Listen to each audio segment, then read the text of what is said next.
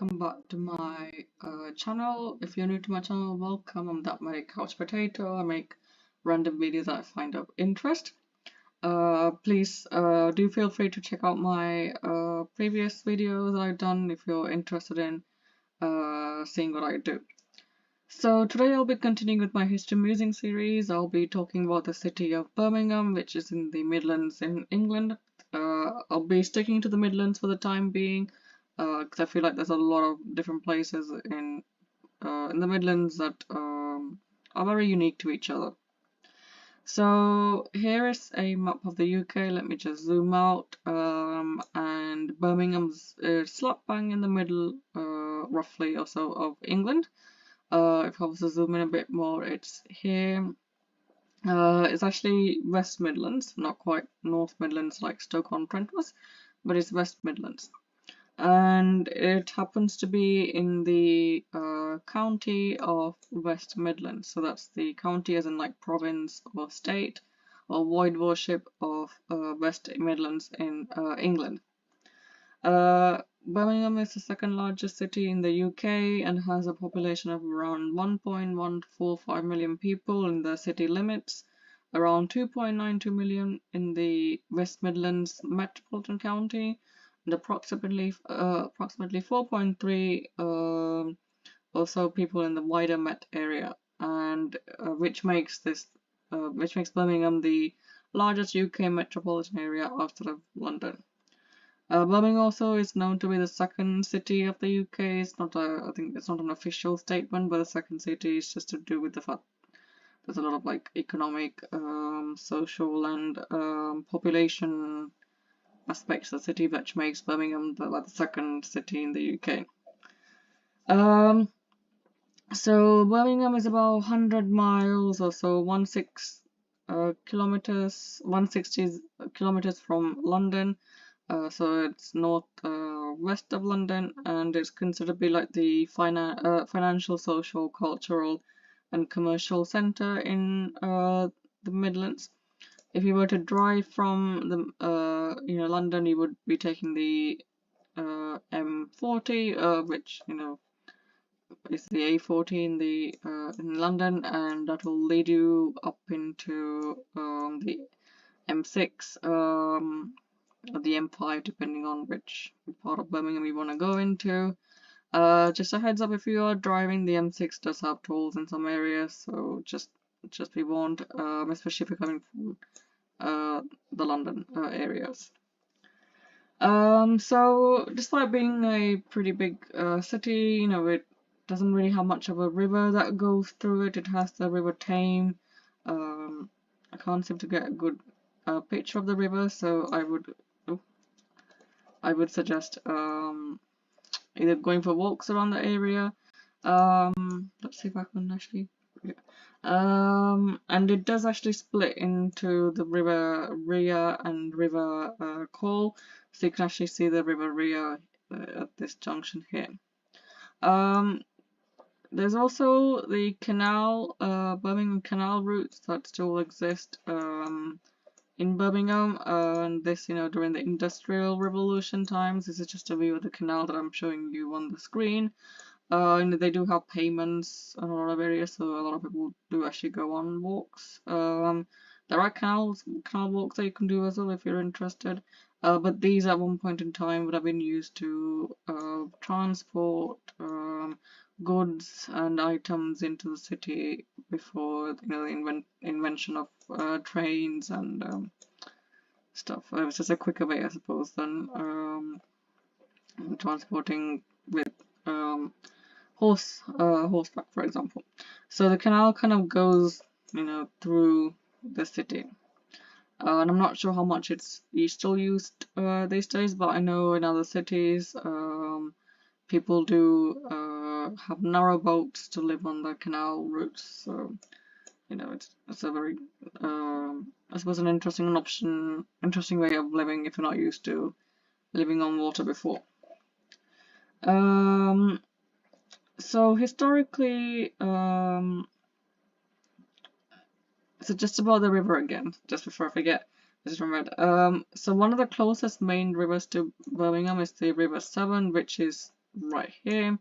This brown, this blue line here, and it's approximately 20 miles or 32 kilometers west of the city center. So historically, Birmingham used to be a market town in Warwickshire. So market town just means having the royal charter for a town or a city to, or even a village to host the market on a regular basis, twice, once or twice, 2 times a week. So Warwickshire, one popular area of Warwickshire is Stratford upon Avon. That's where Shakespeare was from. So Birmingham used to be part of Warwickshire before it became its own thing, and this was in the medieval period. However, in the 18th century onwards, Birmingham actually grew due to the Midlands Enlightenment and during the Industrial Revolution. Midlands Enlightenment was just another name for a lot of bright minds at that time to form a group to discuss scientific, economic, political, cultural, and legal manifestation. And it happened in quite a lot of other Midland areas as well, not just in the Midlands. So popular people from this Enlightenment group would have been Josiah Wedgwood, for example, who founded the Wedgwood Pottery Company. I mentioned him briefly in my previous video on Stoke-on-Trent, because I think he had a factory there. There was also Erasmus Darwin, who happens to be the grandfather of Charles Darwin.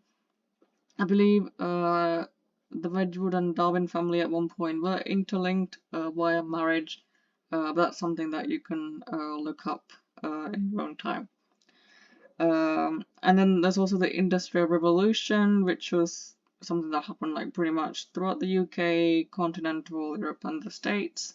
And this happened, from around late 1700s to mid 1800s. So this transition period saw a lot of people using factories to manufacture goods that are bigger scale rather than using hand production methods. It also saw a lot of chemical manufacturing, iron production processes, and also an increase in water power and steam power, which eventually led to the development of the steam engines, for example. And the Watt steam engine, which I'm showing you a picture of here, happened to be invented in Birmingham.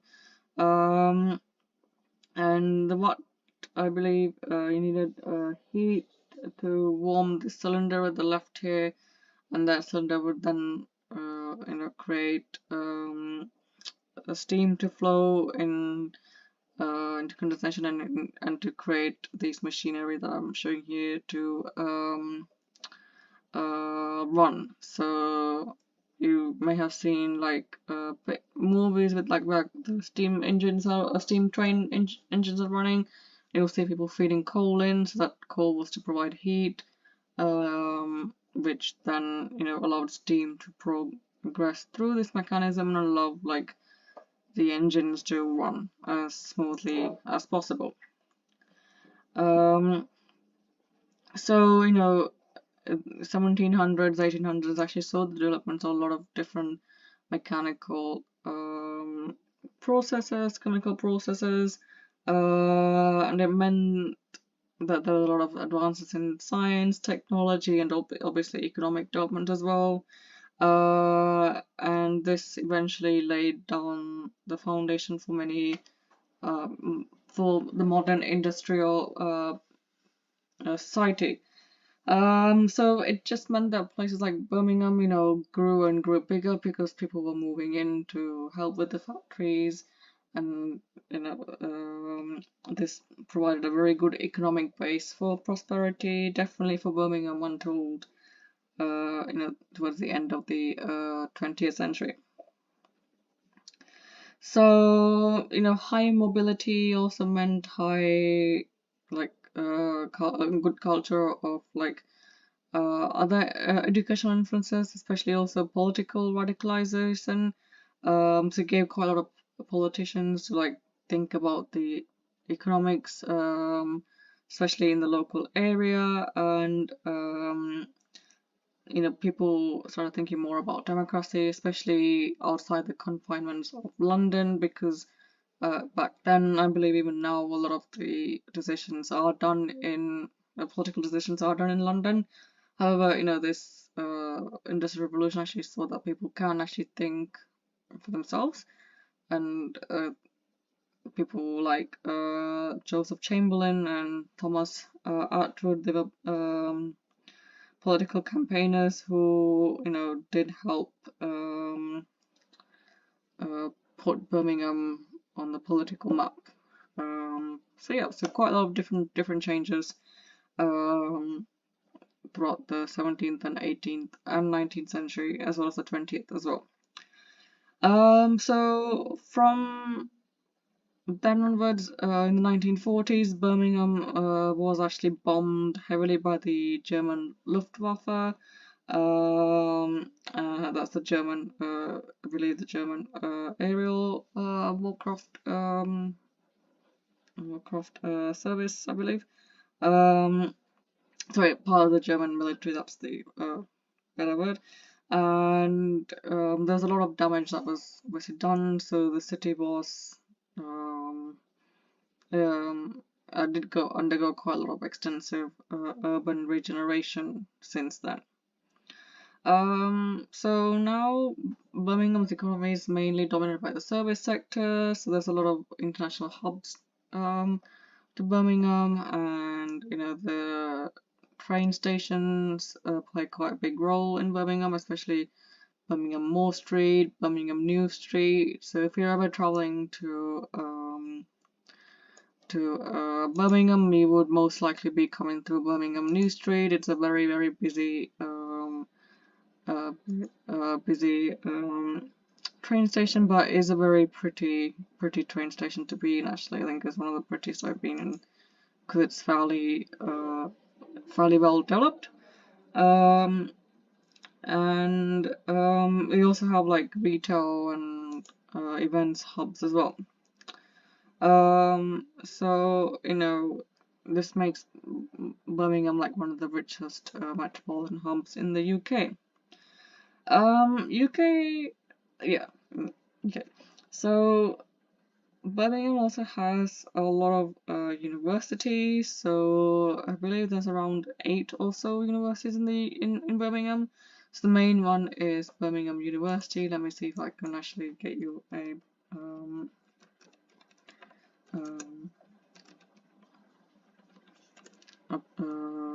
stamp. We can find it on the map. And that's usually known for quite a lot of courses. It's a very nice university to look at. I believe it's not quite in the center. You do have to. There is a train that links the university with this with the main city center. So it's convenient for those who need to take it. So Birmingham is always usually highly ranked, and they do medicine and other health degrees, and Birmingham's known for like the medical degrees. So definitely worth a look if you're interested in studying medicine in Birmingham. So let me just zoom out a bit. So if the university is here, the city centre is here, so just north of the university, and the local train station to the university is the university train station, and it should take you directly into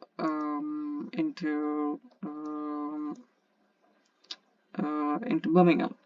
Then you also have Ashton University, and I think that's a bit more central to Birmingham, and the fact that it's a bit more closer to the city centre. They too do medicine. I'm mentioning medicine a lot because I am a current medical student, so that's most of what I know about. But I actually went for an open day for Aston University, and it is a fairly new campus. Let me see if I can get like a straight view. And I think everything was pretty much centralized in the fact that the accommodation and the buildings were all within like walking distance of each other. So I think it's a very campus-based university. Just how Kiel was, that's where I went um, for my undergraduate degree. And you don't really feel like you're in a big city either. When you're in Aston, that's how I felt anyway. I don't know how everyone else felt. It is walkable distance from the city center. I actually took the train, and it took me I think 20 minutes or so to go from here. Just back to the University of Birmingham again. I just wanted to show you this historical tower, and I believe it's called Old Joe, and it's named after Joseph Chamberlain, who's the man who was a British statesman, and he was a radical liberal, and then eventually came to be as like um, leading imperialist in a coalition with the conservatives, and he ended up being the father of the Nobel Peace Prize winner Austen Chamberlain, and then Neville Chamberlain, who later became Prime Minister of the United Kingdom between 1937 to 1940. You'll know a bit about Neville Chamberlain if you've seen the Crown. So this is the Memorial Tower, Old Joe. Let's see if I can actually get more pictures of what some of the buildings look like for Birmingham University. I've not actually had the chance to visit Birmingham, but I have heard it's a very nice university. I believe this is the Aston Webb Great Hall, and they seem to have a grand piano, which is nice. Kind of gives you a bit of a church vibes and not a university like conference center. But yeah, so definitely worth a visit if you're in about Birmingham. A lot of the universities in the UK are pretty much available for public access, so you are able to go around if you wanted to. Another university, there's also Birmingham New University. Let me just find that on the map. I don't think they do a lot of. I don't think they do. I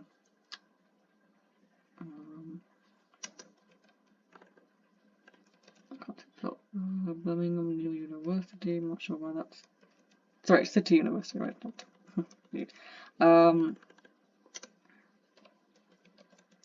I don't think they do medicine as such. But yeah, I think they might do things like anatomy and physiology. That's one of the medical courses, nursing and health professional. So it's come up with quite a lot of different places for Birmingham University, but I think this is one of the buildings I've seen when I was wandering around Birmingham. But there are more to it than just more buildings for the city university than just the one. I think it's one of those city universities where you have different buildings, depending on which classes you are going for. So yeah, so it's pretty much a city university. And then there's also University College Birmingham, Birmingham Metropolitan College, Southern City College Birmingham, and the Queen's Foundation for Ecumenical Theological Education. There's also Royal Birmingham Conservatoire, which is I think a music school. So usually conservatoires are music related universities. So this is one of many popular conservatoires that exist in the UK, Birmingham. There is more, but I'm sure you can find that depending on your like where you want to go. So yeah, so that's just a bit about the educations in Birmingham. So quite a lot of options to choose from depending on what you want to study, obviously. But you know, if you're thinking of doing medicine, Birmingham and Ashton University are two good universities to look into. Yeah, hopefully it's successful.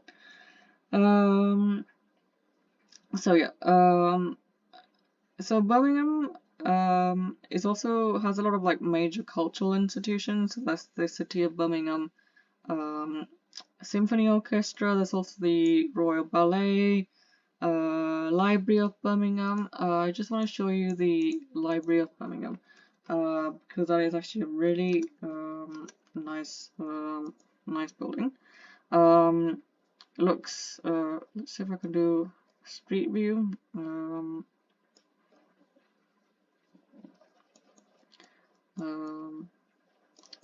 Okay, it's this building here. Let me just kind of see if I can zoom up a bit more. It's actually it doesn't look like a library. It's a very stylized library building. There you go. That's a good view. It's a public library in Birmingham, and you know, it replaced the Birmingham Central Library, and it's, you know, possibly one of the largest public libraries in the UK and the largest public cultural space, I believe, in Europe as well. Also, they say, and it's one of the most popular visitor attraction in the UK. It is free to go in. I've been there once before, and it's actually at the top of the building. They have a Shakespeare's room as such, like on the top floor. So it's just a like a little room area that you can go in and see quite a lot of his collections. And this was due to the 400th anniversary of the death of William Shakespeare. This was back in 2016. And this, I don't know if it's still there, but I went that year to the library and it was just like a lot of his like collections like that were there. And it was actually funded by the British Library Trust. I'm not sure if it's still there, but it was just to try and make collaborations between. It was a test the way of making collaborations work between the British Library and the other public libraries in the UK. So yeah, so quite a lot of things to look at if you're interested. This is the Symphony Hall. I would go for any orchestral or like music performances, obviously. And then you also have the International Convention Center. So again, you know, about the hubs for events and things like that. So quite a lot of, you know, big events happen in Birmingham. And this is a mechanical bull. I believe he was made for the 2022 Commonwealth Games, and it was the I think officially the 12th Commonwealth Games, and it's a multi-sport event that took place for all the Commonwealth nations, and it took place in Birmingham between 28th of July and 8th of August 2022. So this was actually for the Commonwealth nations of the United Kingdom, so pretty much all the countries that the UK invaded. And it's actually the largest held with around 72 participating nations, and I believe this ball was made to commemorate that. And I actually happened to go to one of the events. I went to the women's cricket semi-final between the first semi-final between Australia and New Zealand, so the women's cricket. Only the women's cricket took place, and it happened in Edgbaston, which is one of the most popular cricket stadiums in the world. Cricket's a bat and ball sport, very, very popular in a lot of the Commonwealth nations. So countries like India, Sri Lanka, Pakistan, Bangladesh, Australia, New Zealand, England, Scotland as well to an extent, Ireland to an extent, West Indies, Zimbabwe, Afghanistan as well. They all play, and you have teams of both men and women's teams from those countries as well as there's more as well, not just those I mentioned.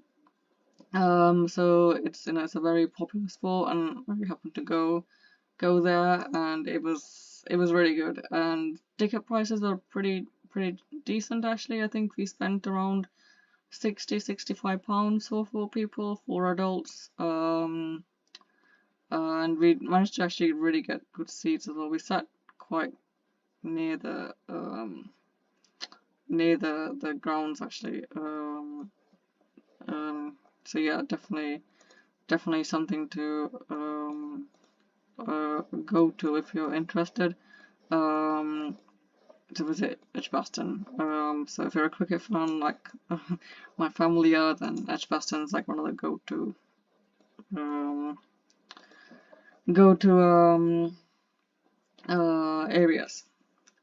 Now I just wanted to show you the Bull Ring. So the Bull Ring's a shopping center that was built, I think, some point in the last couple of years.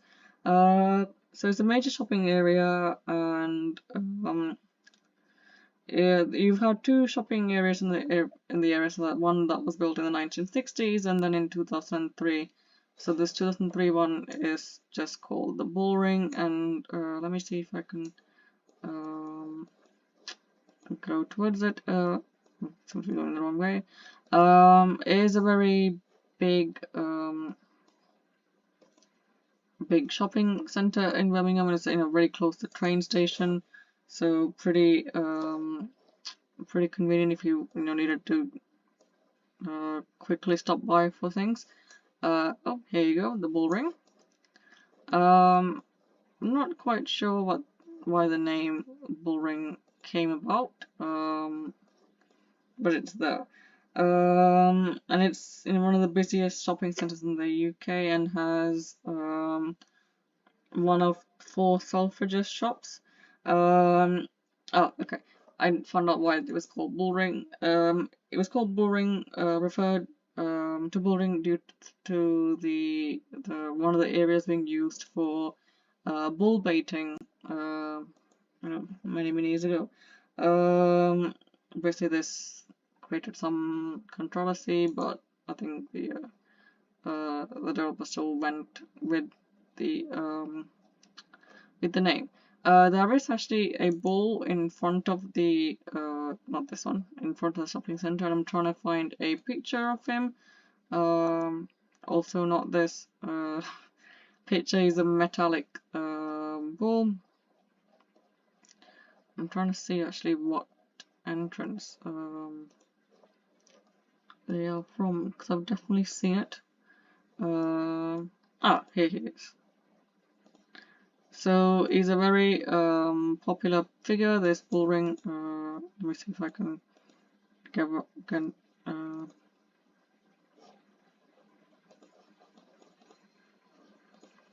I can't seem to get. So yeah, so the bull that you just saw, I can get out of it. Okay. Yeah, he's a very popular figure, and quite a good place to actually get pictures taken. So that was to commemorate the bull baiting. So I think this site, this shopping center has been in use since 2003. So yeah, so a very big area actually. And it's Primark. I'm a big Primark fan. It's like 4 floors high, and I think they have a restaurant as well. I've not been to the restaurant. I have been to the but not to the restaurant. And yeah, so again, well worth going if you're interested in shopping. So just a bit of a brief history about Birmingham. The name Birmingham comes from the Old English Birmingham, meaning home or settlement of the Birminghas, who were a tribe or a clan whose name literally means the Birma people. And I think they were like an early unit of Anglo-Saxons. So yeah, and but there has been evidence in Birmingham of like prehistoric and medieval settlements as well, and that just shows you how old Birmingham is, and it's come quite far. So prehistorical would be dating back to around 8000 BC, so quite a lot of like Stone Age artifacts, and also like some Roman aspects to it as well. So I believe they built the Metchley Fort, which is in the area of modern day Edgbaston, so near the stadium, back in AD 48. Let me just see if I can see if we can get any remnants of the fort. I've not actually been to this, but I don't think they have. Yeah, this is what remains of the fort. So not much, and it looks like it's a green space. It's much of what remains in the UK in terms of fort Roman times. There's not a lot. Looks like it's on the way to the hospital actually. So yeah. Much of what remains in the UK in terms of Roman history, sorry, I didn't finish that sentence, is not a lot, but I think Chester is perhaps one of the best preserved cities in terms of Roman artifacts. They still have an amphitheatre, so definitely worth visiting Chester if you have the chance to do so. I just want to mention this hospital before I move on. So Queen Elizabeth Hospital is actually quite known for a lot of surgery. So they do a lot of big surgeries, and it's actually part of the TV show Hospital that BBC did a couple of days ago. And they have a lot of range of services they provide, and it happens to be the home of the Royal Centre for Defence Medicine, so used for military personnel who have been injured in the conflict zone. So it it's popular because of that, and they do a lot of like big unusual surgeries as well. So for example, Malala Yousafzai, the activist, she received treatment in this hospital when she was shot by the Taliban. So it is known for one of those. So yeah, so it's they provide quite a lot of like different services. Obviously, it is a pretty big hospital, and I'm guessing it's also one of the hospitals where students from the university will be using for their placements. So Birmingham is actually well connected. Like I said, there's quite a few. Birmingham New Street happens to be the main station, but then you also have Moore Street. And I believe they've also recently, I say recently, I mean like in the last 4 or 5 years ago, actually added the tram services to Birmingham as well. And I'm just trying to find out where it is. It was definitely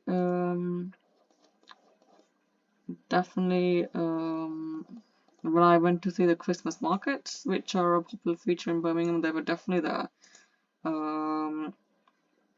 Historically, Birmingham's actually had a tram system, but that was closed in 1953. However, 1999 saw the return of the Western Midlands Metro, sorry, and now it's been expanded. And this metro line actually operates between Edgbaston Village in central Birmingham and Wolverhampton via quite a few different places like Bilston, Wednesbury, and West Bromwich. I think it has been extended since then, but I am fairly sure it's actually not far from the Birmingham New Street either, because definitely when I came, I remember seeing it on the way there. So do check it out if you're in the city, the tram, if you don't really want to walk too far. So one thing I want to mention about Birmingham, like one of the draws to Birmingham, is Cadbury World. That is the chocolate factory. So Cadbury World, it's just here outside of Birmingham. It's in Bourneville, I think that's the area. And Cadbury's is a very popular chocolate company in the UK, and I think they still produces chocolates, and it opened in 1990, and you can do tours of the area as well, and this is what it looks like inside. And you can buy quite different chocolates, obviously. And yeah, it's a pretty cool place to visit. Here's just the video. So it's the cadburyworld.co.uk is the it's the website. Let me just show you how much ticket prices are, so you can make your way into it. Might be actually cheaper to book online. It is indeed actually. It's £18.95 per person for adults. If you buy online, it's £21 per adult on the day. You can also do afternoon teas. That's included in the price. Again, £26.50 for both the afternoon tea and Cadbury Bowl. And you can pre-book stuff. So again, pretty cool place to visit, especially if you like chocolates, and they are very good quality chocolates. Just make sure that you know what time they're open as well. The opening hours could change depending on when you're going. So this is for 2023. They close early, for example, during the weekday by the looks of it, 3 p.m. and weekends the open times are earlier. Sorry, open times are earlier and finish later. But it looks like April they are open longer. But that's going to change. So this is for the year 2023. So yeah, just make sure you check them out before you go as well. And I believe they will show you some of the history of chocolate, so things like the Aztecs who found the actual cocoa beans, and how over time the cocoa beans that we know today evolved into the cocoa beans that we know today. So another thing I want to also show you is the Birmingham Museum.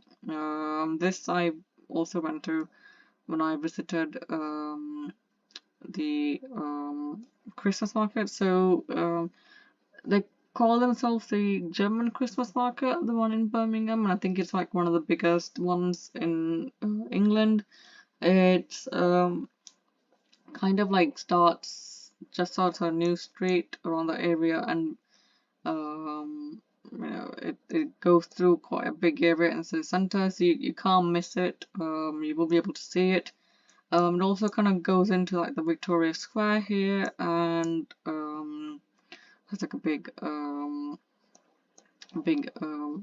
layout as well. So the Birmingham Museum and Art Gallery, unfortunately, it's currently closed for the year due to renovations. Yes, they are closed due to ongoing essential work, and they will be open in 2024. some point next year. So if you're going to Birmingham, you know, you can visit next year. So one of the first things you'll see when you actually enter the museum is this Lucifer figure done by Sir Jacob Epstein, and I believe it's supposed to be like a like a um, uh, like a half male, half woman kind of thing. And I don't know how long they will keep it in storage, but it is actually in like the main part of Birmingham. I met the other museums when you go in the round room. So apparently, the Lucifer will remain on display in the round room until October 2022, which was last year. However, you know, when the maintenance aspect finishes, it should hopefully come back with much more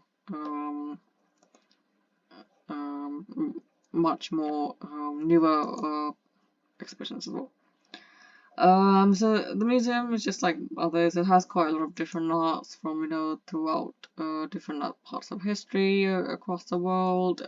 It is actually free entry, and if you happen to visit the museum in 2024 when it's open, do check out the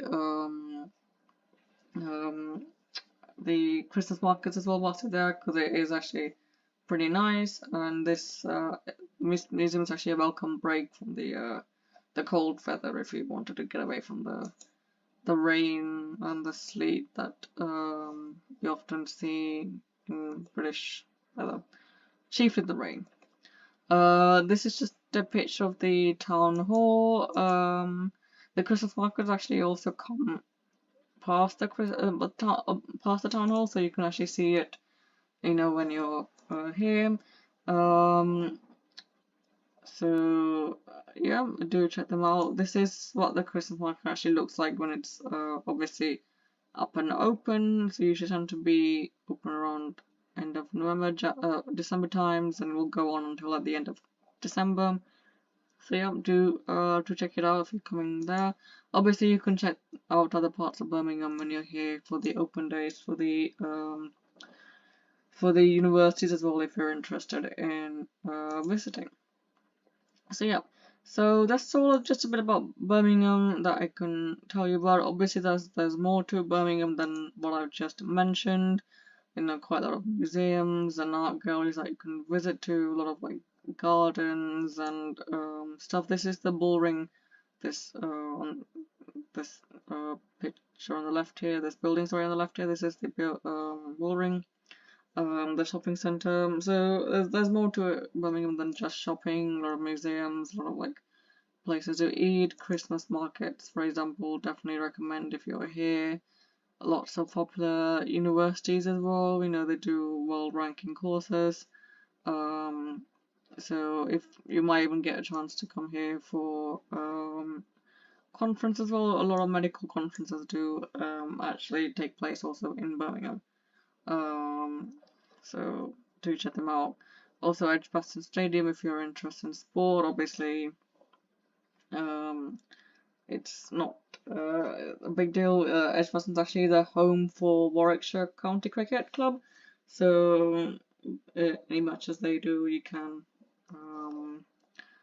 come to see them as well. There's also the Birmingham Airport, pretty big airport, not particularly big, I would say, but they do international flights as well. So, you know, if you're planning on coming to Birmingham from Europe, Ryanair does a lot of flights, especially from Poland to Birmingham.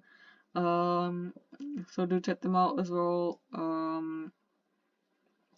So hopefully, you know, you don't have to go to Manchester, for example, or to London airports to fly into Birmingham. Hopefully you can get a direct flight, or at least a layover flight in to Birmingham, so it makes your journey a bit more easier. And there should be train station from the airport that will take you into the city centre as well. So again, well well developed in terms of transport.